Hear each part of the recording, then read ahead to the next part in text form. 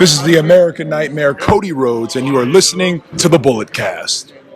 Hello, everyone. Thank you for joining today's media briefing with Cody Rhodes, EVP at All Elite Wrestling. All phones will remain muted for the duration of the call. We will open lines individually at the end of the opening remarks for any questions you may have. If you would like to ask a question, there is a hand icon on the GoTo dashboard. Please click the icon to indicate that you have a question. We will unmute lines and announce your name as hands are raised to allow you to ask your question. But again, only at the end of the opening remarks. Once you have asked your question, we will mute your line again to avoid any background noise. If you have another question, please click the icon again. You can also type in a question anytime during the presentation in the questions section on the dashboard. We will address those questions during the question and answer time. And now I will turn it over to our moderator, Jim Woodcock. Thank you, Robin. Thank you all. Tomorrow night, All Elite Wrestling Dynamite will make its debut at 8 p.m. Eastern on TNT in Washington, D.C. With us today to discuss this historic moment for wrestling is AEW EVP Cody Rhodes. Now let's turn the call over to Cody for some opening thoughts, and after those opening thoughts, we can open up the lines for your questions. Cody? Howdy, everybody.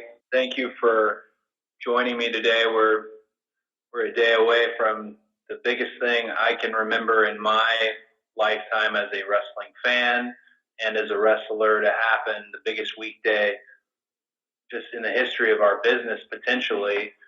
And everybody, all of the EVPs, myself, Matt and Nick Jackson, Kenny Omega, and Tony Khan, everybody has kind of an origins tale for how we got to this point, whether it was the beginning of being the elite or was my departure from WWE and my subsequent bet with Dave Meltzer, or Tony Khan's cultivation of this amazing partnership with Warner Media.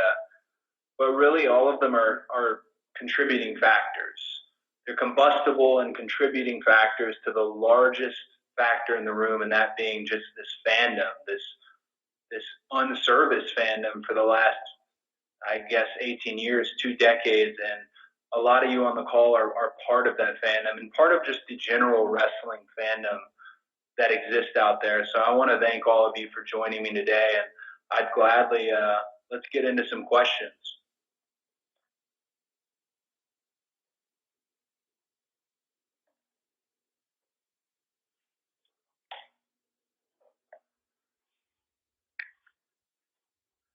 Okay, well, thank you, Cody. So we're going to open up for questions here in just a minute. And our first question will come from Gary Cassidy.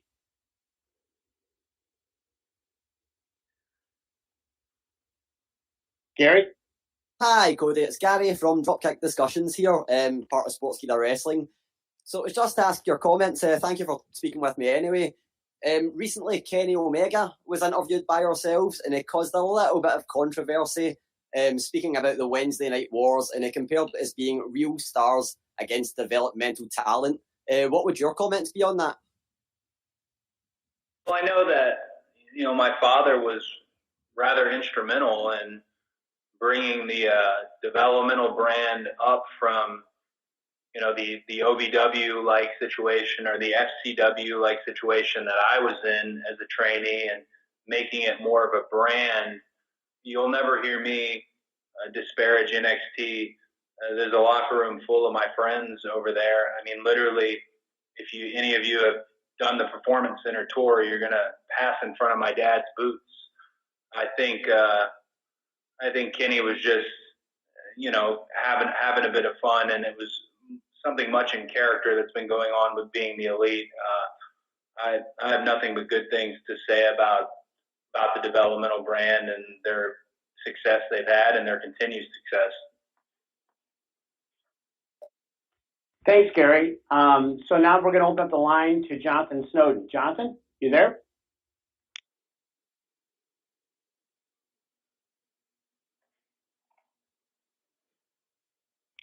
Jonathan, can you unmute yourself?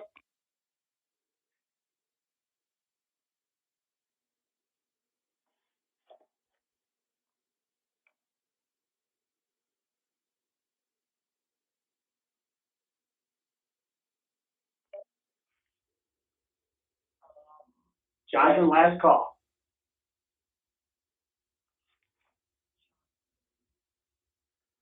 Okay, well, we'll go with Sean Radisson. Or Sean Radican. Are you there, Sean?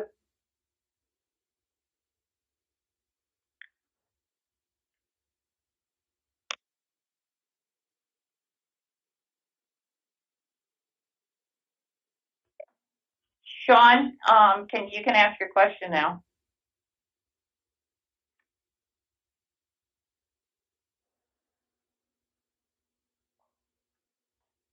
Okay, we seem to be having some technical difficulties on the attendees. Can you hear me now? Yes, we can. I Sean. got a microphone message on my computer. So. Okay, go ahead, Sean. All right, Cody, you've had the chance to work with some young talent in recent years, but the angles haven't really had a chance to fully develop. Like, people want to see you against Flip Gordon last year, building to All In, and you had a draw with Darby Allin that was great back in June at Fyter Fest. Tomorrow on TNT at the debut of the debut night, you're in the opening match against another young talent, Sammy Guevara. Can you talk about that match? And do you think with 52 weeks of TV, you'll have time to build regular programs with young talent and tell a different kind of story?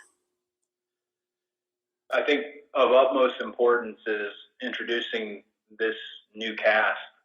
Bell-to-bell wrestling and sports-centric wrestling, which we're providing, is wonderful and a huge part of what we're doing, but there has to be a human connection. You've got to know who these folks are. There's a reason I went out in between when we signed and the creation of All Elite Wrestling and started the Road 2 series, producing it out of Atlanta, was to introduce these new characters. So I think we can bring that and we can integrate that, and we are going to integrate it into Dynamite itself. And you mentioned Darby in that draw. That's unfinished business. And Darby has made it clear he wants to go one more time, and that's something that we certainly can't just leave. That was kind of lightning in the bottle, and I absolutely look forward to competing and being in the ring with Darby again. I will say, as far as Sammy Guevara and this debut inaugural edition of Dynamite, I would like to make it clear that if Sammy Guevara beats me, I'm not going to Full Gear to wrestle Chris Jericho. By no means. Sammy Guevara will be able to take my place if he wins on this first episode of Dynamite in the very first match. So the stakes are high, and talent, like you said, young talent. You mentioned somebody like Flip Gordon. This is the time for our Jungle Boys and Sammy Guevara's and the most talented young talent that is on the scene, whether you love him or hate him, and that being MJF. Wrestling often plays on nostalgia. It's just part of what we do. I'm guilty of it 24/7 because of my last name, which I don't always get to use, but I'm guilty of it too. But we have to make sure we're not playing old songs. We're playing new songs, and I think, like you said, 52 weeks of television a year, I think we can do that. Thanks, Cody. Next up, I'd like to Unmuted. Osmond. Nick, are you there? Yes, I'm here. Can you hear me, guys? Hello? Hey, Nick. We can hear you. Hi, Cody. Yes, thank you so much for taking the time today. I wanted to follow up on what you just said about your last name. You did that video where you showed off your weight belts, and the Rhodes name was on the side of it. Has the issues with that name been resolved? Will you be able to use it on TV? I can use it. I won't use it, though.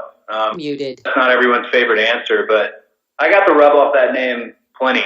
And the reason I don't use it is this is not the romantic Game of Thrones answer that everybody wants, but the reason I don't use it is because I got so used to being the American Nightmare Cody in Japan. I loved that. I love the idea of trying my damnedest to get a single name over. I got the rub off of Dusty and my family long enough. I don't mind not using it. You'll see it every now and then. Some people, they already know. So if it's there, it's there, and if it's not, it's not. But by no means is WWE holding that name hostage. That is not a real thing. If I was to walk out tomorrow, lower thirded as Cody Rhodes and announce as Cody Rhodes, nobody's going to sue us. Nobody's coming after us. There's a lot of respect between the families that are involved here. So no, I just like using my first name. Cool. Thank you very much. Thanks, Nick. Next, I'd like to call on Sean Ross Sapp. Sean, are you there? Yes, I am. Can you hear me? I can hear you, Yes, buddy. we can. A few months back, the Young Bucks had said that if Ring of Honor and New Japan had offered them dual contracts, that there might not be an AEW, at least for them. How would that have played out for you if that were the case? Ooh. Like I was saying in the opening remarks, all these elements that get us here are so combustible. Maybe there wouldn't have been an AEW had they accepted dual contracts. But honestly, the timeline exists because they didn't, and because they did start being the elite, and because I did leave WWE, and because Tony Khan, as a wrestling consumer and a billionaire, wanted to actually invest in us and represent the wrestling consumer because he's a wrestling consumer. So perhaps we wouldn't have an AEW had they taken those contracts. I'm not sure. My mind around that period of time was headed towards doing Double or Nothing and doing a sequel to All In, providing self-promoted events. That was where my mind was at. The idea of this overreaching larger company, that idea just became more and more real as our free agency started to loom in January. But who knows? I'm glad that they didn't. No offense to any of those promotions, but it helps get us to this point here because Matt and Nick are pivotal to so much of what happens here. We all have to provide a different thing as EVPs, and I think if you watch from Double or Nothing to Fighter to Fight for the Fallen to All Out, every one of us performs and competes very differently, and that's the formula that works, and I'd like to keep it that way. Thanks, Sean. Next in the queue, I'd like to call on Connor Casey. Connor, are you with us? Can you guys hear me? Yes, we Can I can. hear you, bud? Fantastic.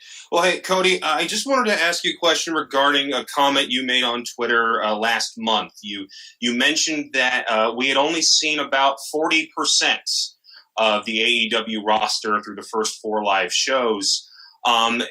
Where does that number come from? Is that part of your guys' deal with AAA and OWE? Is that this giant group of wrestlers we haven't seen yet? Like, where's that number come from? I'm curious. It could also come from the fact that I didn't go to college and I'm not good with math.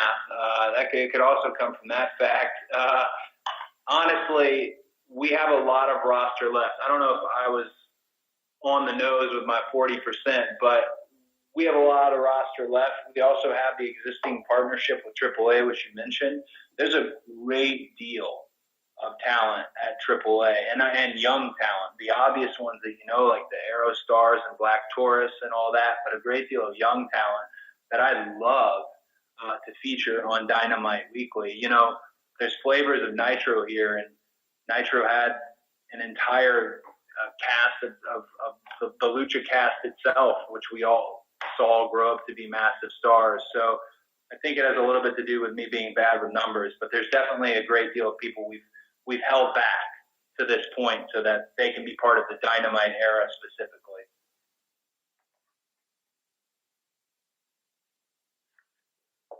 Thank you, Bill. I'd like to call on next Dave LaGreca. Dave, are you with us today? Hey, how you doing? Dave LaGreca from Busted Open. Thanks for the time. Whatever, Dave. Ask your question. I talk to you way too much. I'm kidding, man. Wow.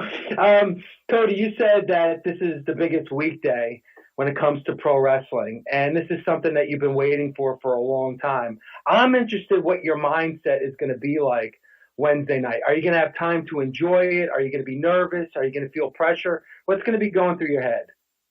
Well, I mean, at this point, I've had about 3 sleepless nights in a row mixed with nervous puking. So yeah, my anxiety levels are through the roof for this event. I say it's the most important weekday in wrestling in my lifetime, but really, as wrestling fans and wrestling journalists on this call, I can't think of a more important night than perhaps MTV and Rock and Wrestling. I really can't think of a more important night when wrestling was destination. And we've got to keep it destination. So I don't mind those nerves. I don't mind. As long as they're not on my face when I come up out the tunnel tomorrow night, as long as I can perform. I like to play into my nerves. Randy Orton taught me a term a long time ago called the red light guy. When the red light's on, I can do just about anything, and that's who I want to be tomorrow for this show, and that's who I have to be. A lot of people have put a lot of pressure fairly on us. There's a lot of promises. There was a lot of campaigning and a lot of campaign promises to what Dynamite will be, what AEW will be. And the greatest thing about it is the people making those promises are also the one in the ring. So it's my job to deliver. Nervous, absolutely. Scared, not one bit. I'm ready for this.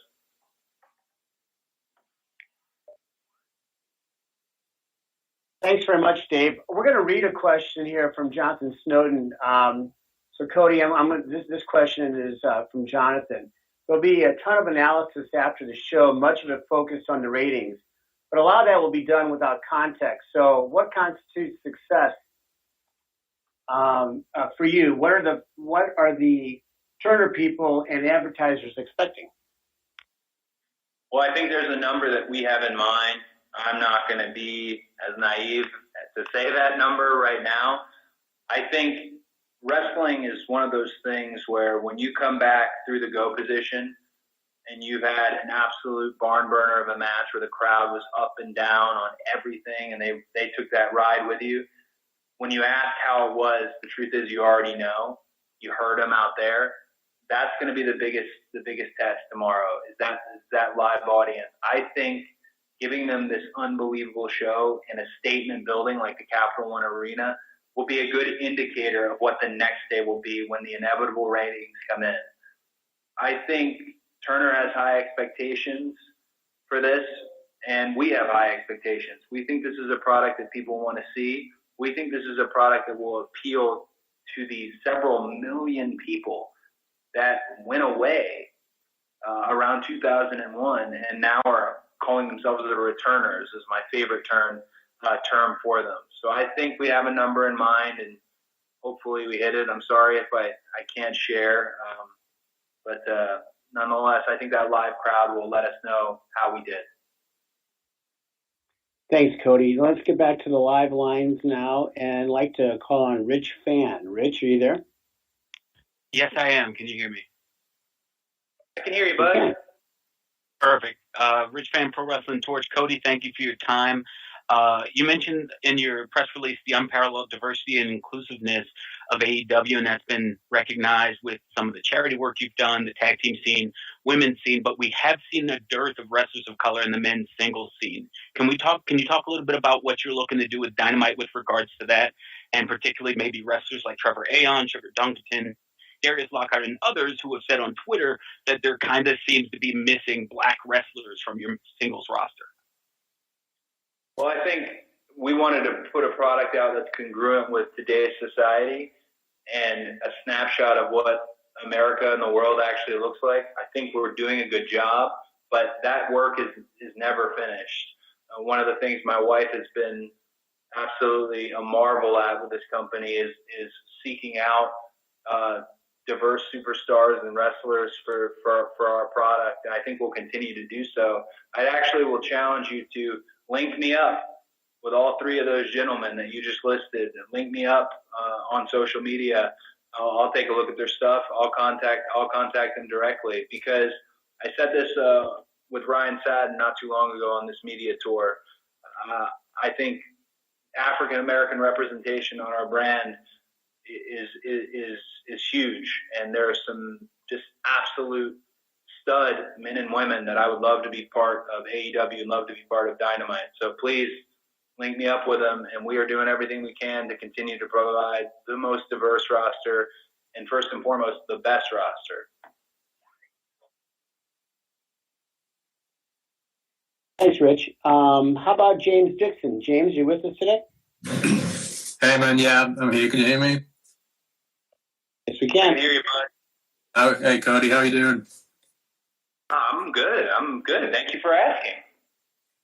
Yeah. So obviously, man, you know the UK wrestling scene fairly well, having been a major figure in building its profile over the years. You've already hired Kip Sabian, Jimmy Havoc, and Sadie. Are there any other people on the scene who you've worked with or seen who you're interested in bringing in? It's a great question. I'm about to go over for the Southside show, their last show, October 26th. Maybe I'll do a little bit of a scouting trip when I go over there. I haven't been in quite some time. I'm looking forward to it. But I think as we put a lot of effort on that partnership with the UK, with FIGHT and with ITV, and that partnership is just in its gestation. It's not all that was announced. There's more to it. It's slowly all coming to the surface, thankfully. But I think it's important that there are homegrown stars on. You mentioned Kip and Jimmy Havoc. Man, Kip's the whole ball of wax. Kip is an absolute star, and I'm sure I'd like to find a few more over there. Also, we've got to talk about it, the fact that at a certain point in 2020, AEW is going to come to the UK, for sure. And when we do, I really would like the show to feature a great deal of homegrown UK talent. Thanks, James. Chris Mueller, you're up next. Chris, you with us? Yes, I am. Can you hear me? I can hear you. All right, excellent. Thank you. All right, so there seems to be kind of a misconception among fans that any disgruntled WWE talent can just go to AEW. Do you guys have an ideal roster size in mind that you'd like to get to, and how close are you to getting to that point right now? That's a great question. I'd say we're probably in the 85% kind of full up for this first bit of Dynamite, if that makes any sense. We've gridded our TVs very far back. There's a lot of emphasis on long form storytelling. So we're fairly full at the moment. Definitely there's some gems along the way. But yeah, there is a misconception that anytime someone is disgruntled or anytime someone has a bad Raw or SmackDown, that they can immediately call or text me and it'll be done like that. But I have to say we would be doing a disservice to the crew we have now. There's a lot of people that will be introduced over the course of Dynamite. Some of them you've already met. That people like Riho, people like Kip, people like MJF, and it's important that we introduce that crew and do them justice. Otherwise, I'd find myself in the position I was in at WWE, where I felt like I wasn't being presented and nostalgia was being played instead, and I think that's important. But to answer your question transparently, I'd say about 85%. Excellent. Thanks, Cody. And we are now going to go with Joseph Stajewski. Apologies if I've got that pronounced incorrectly, but Joseph, I believe you know we're calling on you, so you're up next. And Joseph, we need to have you unmute your line, please.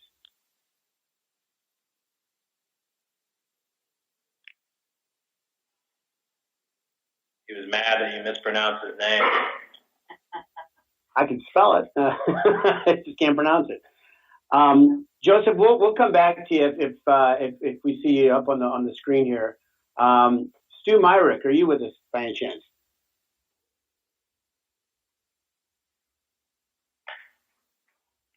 Stu? Okay. Stu, looks like you're on mute too. Oh, Stu, you with us? I am. Stu Myrick from Stu, you're up. In Austin. Cody, it's good to talk to you, my friend. Hey, man, how you doing? I'm good. Heavy in football season, but we got to talk wrestling. Yeah. I want to ask you this. you've got a vast global audience that's going to tune in tomorrow night to TNT. For all of us that are wrestling journalists and those that follow independent wrestling, we know a lot of these talents. I'm very familiar with Sammy Guevara being a Texas kid. Talk about the process you're going to use in introducing a lot of the talent to this vast global audience, a good chunk of which may not be as familiar with the independent scene or the British scene or the Joshi scene. Well, we've got 2 hours of moldable clay that we call Dynamite, and not only do we have those 2 hours of moldable clay, we have shoulder content that's very popular in terms of being the elite, in terms of the Road 2 series. It's about making the human connection. It's something that UFC and mixed martial arts and HBO, when they were still in the boxing game, was doing incredibly well. They were really making an effort to introduce you to the men and women before they stepped into the ring, and then you cared. You had love for somebody. You had ire for somebody. So I think it's our job to do that.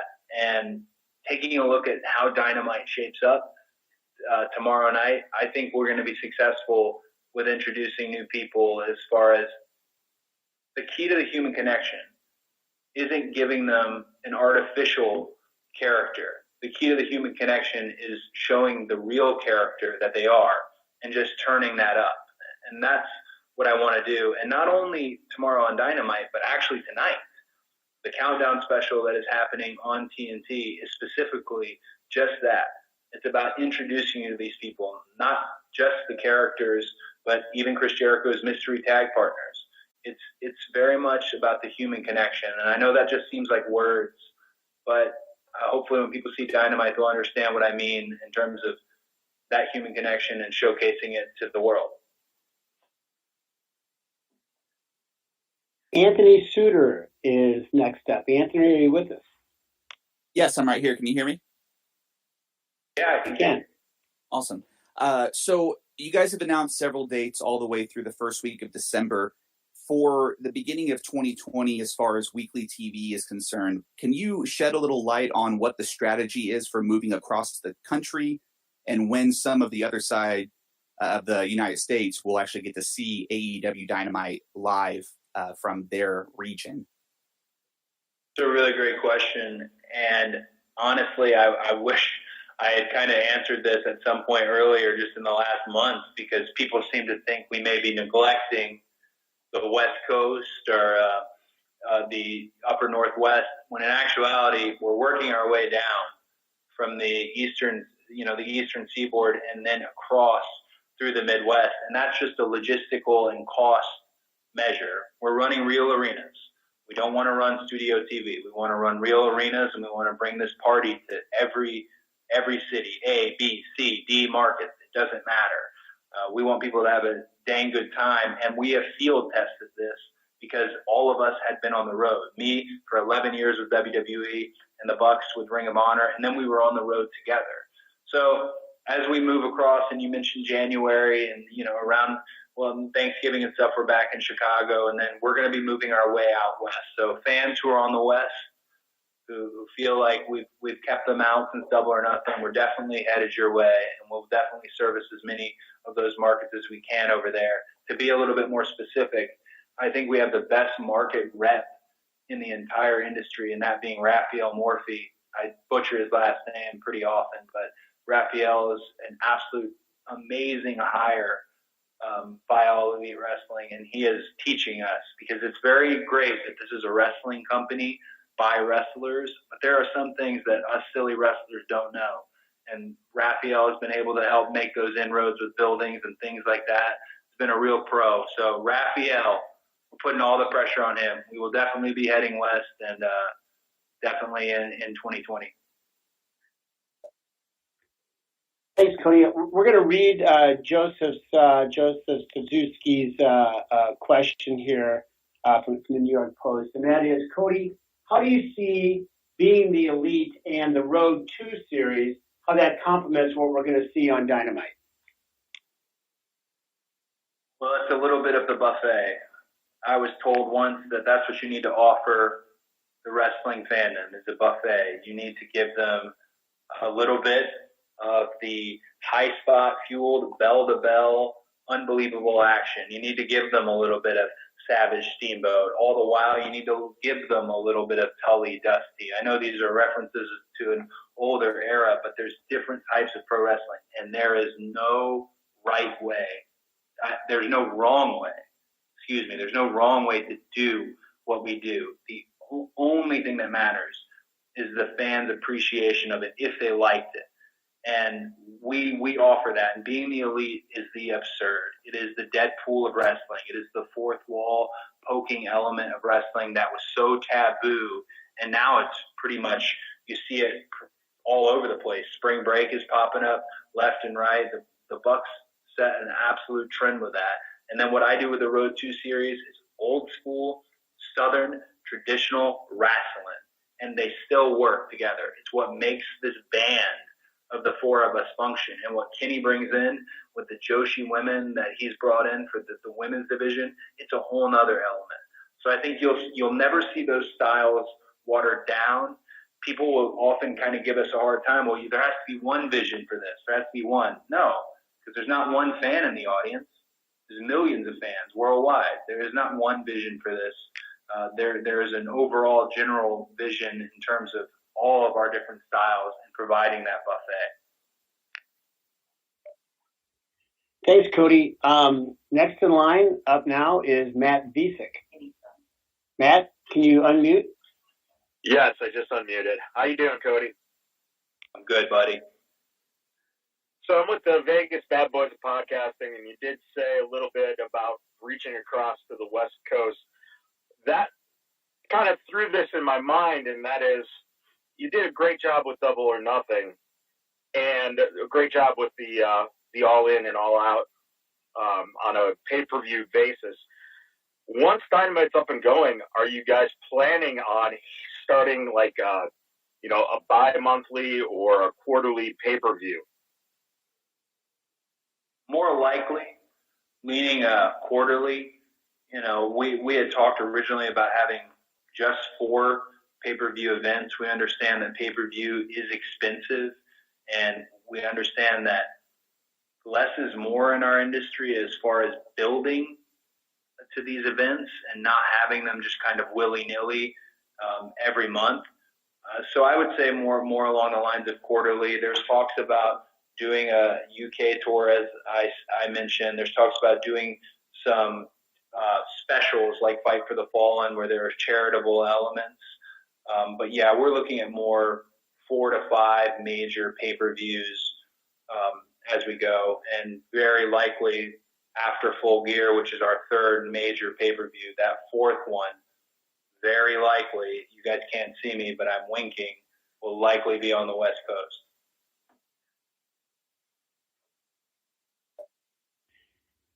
Next up is Christian Bruns. Christian, are you with us? Hey, Cody. Fans in Germany, France, and as well as other smaller European countries are still wondering whether or not they will have access to Dynamite as these countries are blocked from the subscription service on Fight. Do you have any information if this will change between now and tomorrow, or are fans being left out? I would hope fans wouldn't be left out. It's definitely something that we're looking at currently, and particularly not because you're asking me, and you're from Germany, correct? Sir? Oh, okay, sorry. You are from Germany? Well, I was going to say the German market is massive. I just did a German magazine just 2 days ago. I was in 2 wonderful sellouts in Paris in terms of France and that market. We don't want to leave anybody out. One of the things about having a major cable carrier cover this company is that the international deals are very hard to navigate, and they are beyond my depth as an EVP, but we have the right people in place because we want the product everywhere. Germany, France, and the smaller European countries. Right now with Fight, I know that there are some places excluded and left out, but we're doing everything we can to get what they call in production ignitions to all these countries. And I'll do everything in my power because it was always our goal for everyone to see. We don't have a network subscription service just yet. So we're working with the tools we have, and our focus was Dynamite to begin with, and then growing it out. So I would hope that nobody gets left out in the first month, at least, of Dynamite. Definitely something Mike Weber and Fight have done a great job that we're all working on. And believe me, Matt, Nick, and Kenny, it's a question we regularly ask in our group meetings: is when are we going here? How do we get there? Because people want to see it. Next up is Jay Holland. And Jay, we'll need to have you unmute, please. I'm unmuted. How are you guys doing today? Hey, buddy, how are you? I'm doing all right. This is Jay Holland with the Unsanctioned Podcast, and I'll catch you guys in Boston next week. My question for you, Cody, is seeing that how your father was such a visionary and creator of such iconic matches such as War Games. I guess my question is, within AEW, can we envision a match creation of itself similar to War Games or even more expanded, specifically that is for AEW that the wrestling world hasn't seen yet? Well, you mentioned War Games, and I'm kind of sitting here thinking to myself, I'd really love to just buy it back. And I wonder if they'd be willing for me just to buy it back. Because Dusty came up with the match concept on a napkin in the parking lot. Arn Anderson was there. I got a witness. The one they do now isn't truly loyal to the old school rules of it. Maybe I can get it back. But in the beauty of that, War Games just came out of the experience of being around wrestling, seeing the horsemen build up, seeing the good guys and their adversaries, and all of a sudden the light bulb went off. Hopefully a match comes to us the same way. We started with the Casino Battle Royale, which is Nick Jackson's idea of doing almost a layered Royal Rumble. And I think with the women's one, which was far superior to the men's one, I think we got the formula for that right. I would really hope that we come up with some great matchups on our own. I could always steal from my dad, but come on. Well, I wouldn't be. He wouldn't be proud if I was just yanking all his ideas. I do have the Bunkhouse Stampede on lockdown if and when we need to. Also Battle Bowl if and when we need to. But I know amongst us, especially Tony Khan, who seems like he's coming up with a different match concept every day, I know we can come up with something real original. And maybe we float that out. Float that out to WWE for me. See if I can buy back War Games. Thanks, Cody. I'm going to read a question just entered by Jason Powell. Cody, will you be keeping an eye on your head-to-head competition on a monitor, or will you be focused solely on your own show? Well, we'll be focused solely on our own show. I think it would be arrogant of us if we had a monitor on the go position with what the competitor was doing at the time. Of course, we're not living under a rock. We're going to be aware and what's matched up against what and how they did, when you get to look at all that data on Thursday. But we've got to do us. We were always going to be on TNT on a major cable network like this. So this was always in our plan.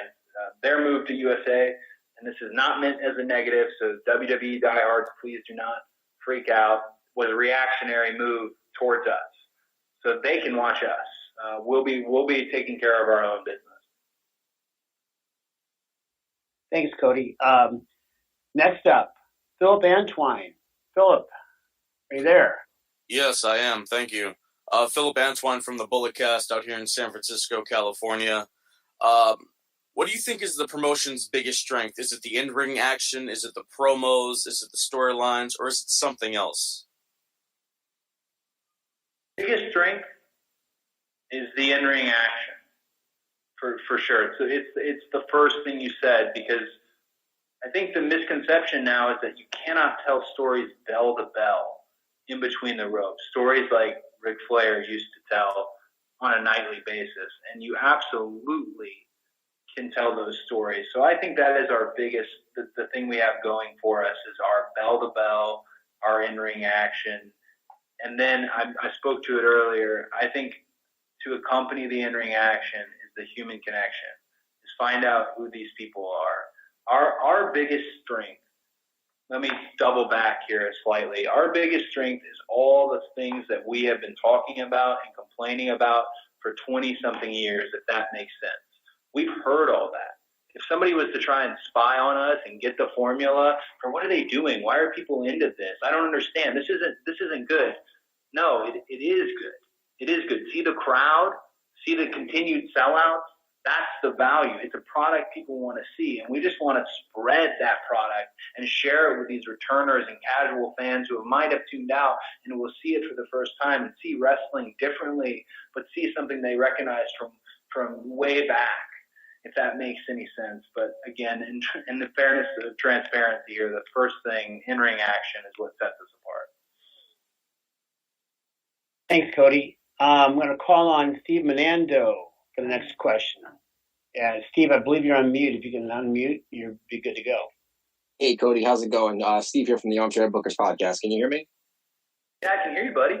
Hey, thanks, man. Appreciate you taking the time to have everybody on here today. This is really, really exciting, really awesome. We're all really stoked for tomorrow night's big event.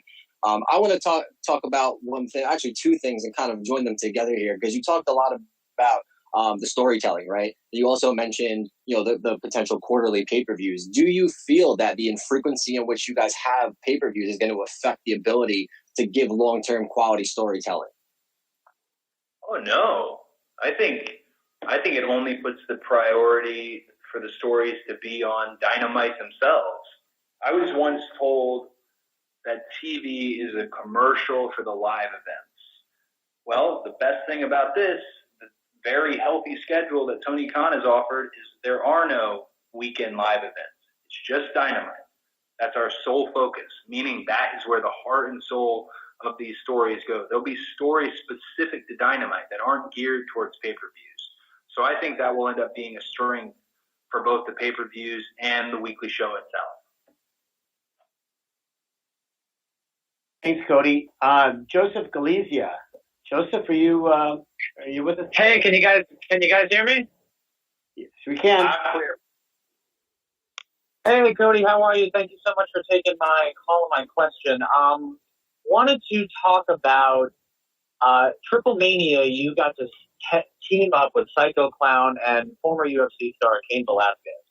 And he recently said in an ESPN interview that he really likes what AEW is doing. Is he a guy that you foresee AEW keeping an eye on?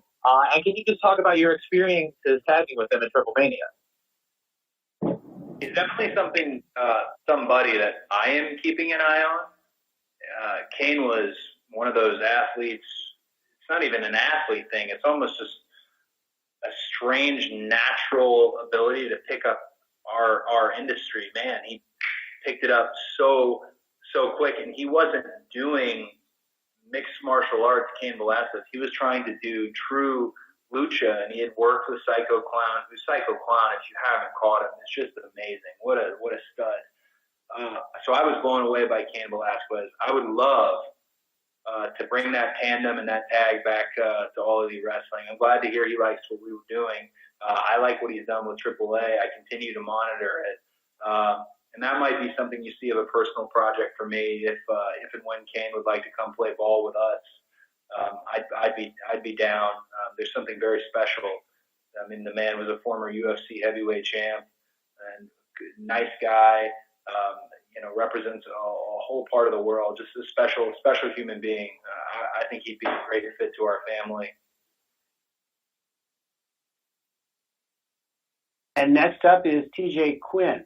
TJ, are you with us today? Yes, I am. Thank you. My question, first off, thanks for having me on, is you mentioned that you have a lot of people that had dropped off of wrestling fandom. How do you plan on getting those fans back into wrestling?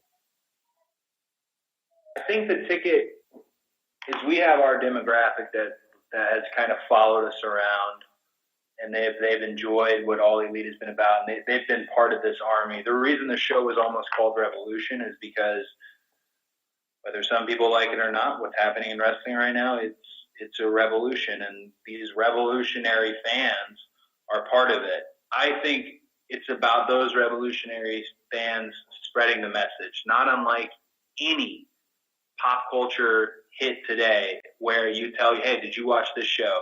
Hey, did you, and we do that now via social media and these fun emojis.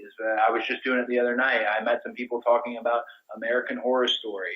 I think it's about appeasing and playing to this crew of fans that has got us to this point, and them spreading the message that is All Elite Wrestling. And then the power of TV is not something you can dismiss. It's something that's said often, like, oh, once we have the power of TV, so many wrestling companies that couldn't get it wanted it. It truly is special. Warner Media has done such an absurdly good job with the marketing and the branding of AEW and sharing it with perhaps fans that weren't fans. It's really absolutely just, I'm marveling at how well they've done of a job at Warner Media, and the chief brand officer and the most beautiful woman in the world, my wife. It's amazing. Another key to getting to some people who've never seen wrestling is extrapolating on the character profiles you have. I'll give you an example. Brandon Cutler is wrestling MJF tomorrow on Dynamite, and they got into a Twitter beef over Dungeons and Dragons. And the amount of Dungeons and Dragons fans who have never even seen a dang wrestling ring, who are now tuning into this to see if MJF basically gets shut up. It's really special, and that's a way to kind of combine all the different fandoms. And I hope we can do that. There's a reason I go on social and kind of put my neck out there about the games I love and the teams I love and the shows I love. I want to connect. The interconnectivity that is our world and the entertainment world. So I answered that with the biggest possible answer ever, but I hope that's how we can do it. Cody, I've got a question here from Michael Shalik from SE Scoops. Cody, can you talk about the biggest challenge you've experienced thus far as an executive VP of AEW? Has anything really surprised you about the process from the corporate side? I think I was supposed to be really challenged up to this point, but I had the just absolute blessing of having had Dusty in my life, who was an executive with Turner and WCW, and also a performer. I got to see firsthand managing and producing a segment and then going out to the ring and performing yourself and performing at a high level. I wouldn't know what to do with this wrestling education I've got if it wasn't for AEW. I mean, I got 3 decades to talk everyday wrestling with Dusty Rhodes. I got 11 years to be around guys like Dean Malenko, Arn Anderson, Randy Orton, all these wonderful people who taught me.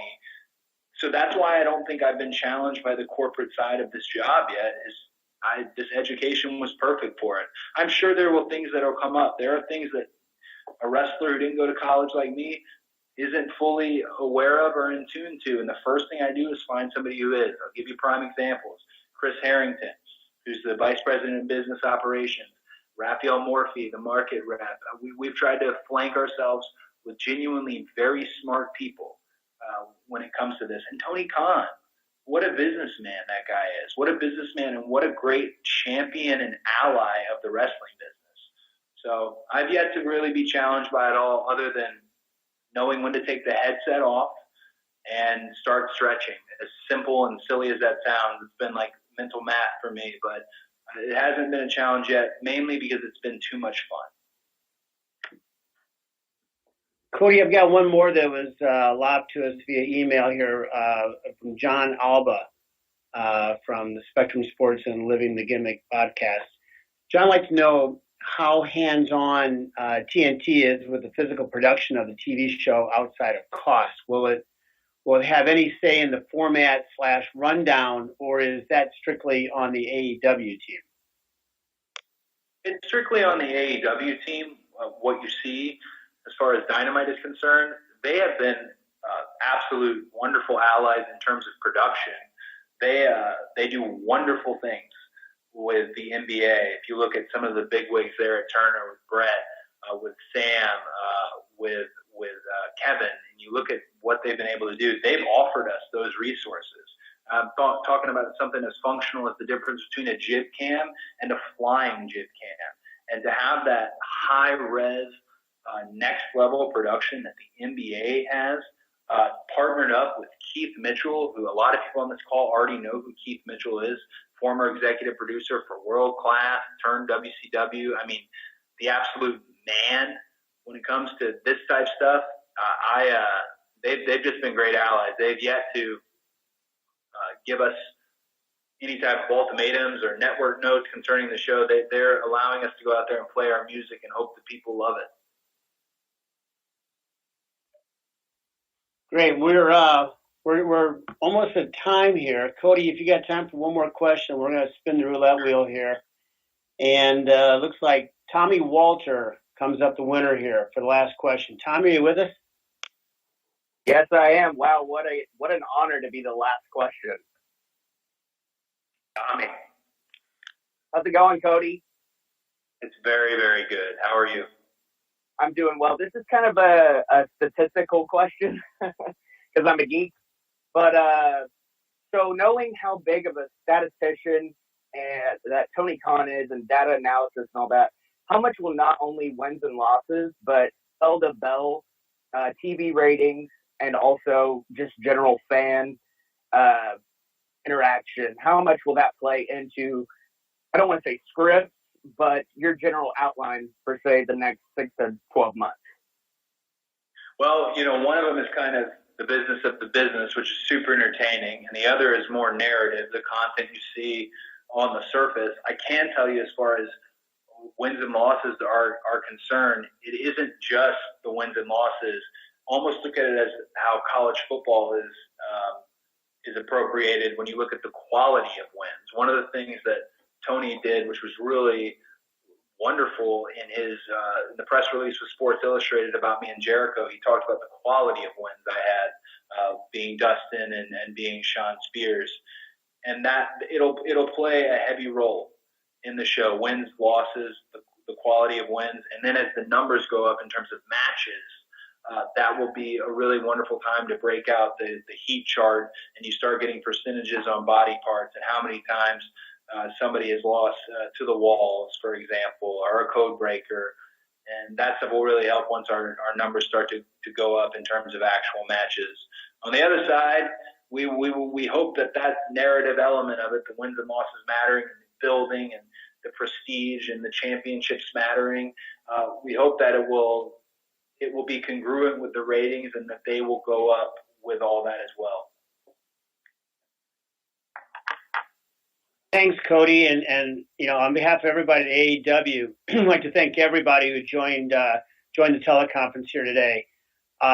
We'll be distributing an audio copy shortly, and we're sorry we couldn't get to everybody and address everyone's questions, but we're really grateful for the time you spent with us this past hour. And if you have any follow-up questions, here's what to do. Please email media@allelitewrestling.